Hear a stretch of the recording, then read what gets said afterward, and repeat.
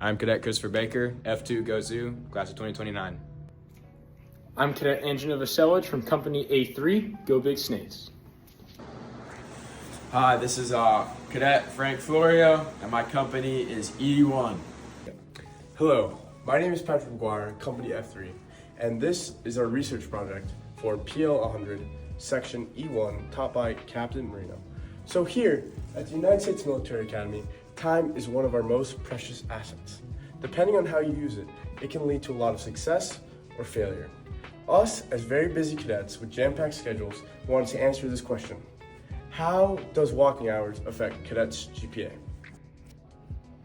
Our research experiments will be conducted over the course of a semester. Before beginning, we will receive permission from the superintendent to be in complete control over the hours received and walked by our cadets. In the event that a cadet receives more hours than they accomplish over the course of the semester, those hours will be rolled over to and completed in the next semester.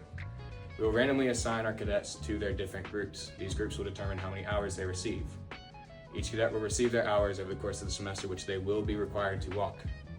We will then take the data of the hours walked, as well as their GPA, which we can then use to show whether or not there's a correlation between the two. There are two associated variables within our experiment. The first is the number of hours walked. This is our independent variable that we will be controlling over the course of the experiment, and will be recorded in the number of hours walked per week and per semester. Our second variable, dependent variable, is their GPA. Their GPA will be recorded not only at the end of the semester, but also intermittently throughout the semester. Our population for our experiments is the United States Corps of Cadets. We will be getting the people, our participants for the experiments, through random sampling using a random number generator to get 400 names of the cadets here, who we will then give the contracts to, hoping to receive 250 persons, which we need as for a minimum for the experiment.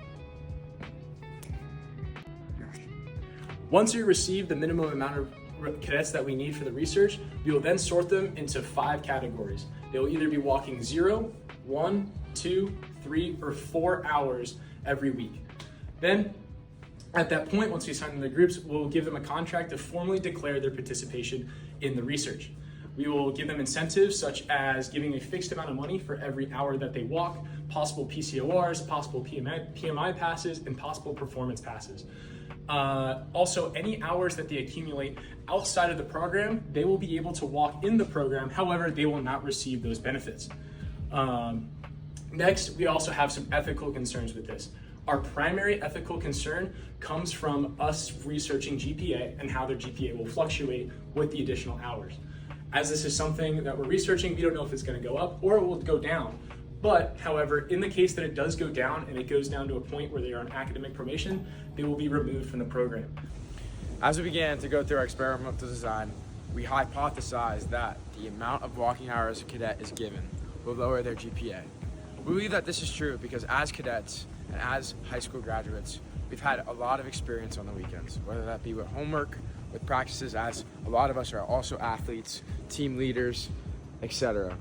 So, as cadets here, we begin to wonder how walking hours will affect a student's GPA. This has led us to think about the future and how this will lead to punishments.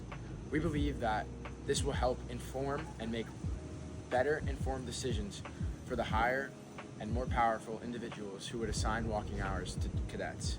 This would allow for their decisions to be backed by facts and not just a punishment.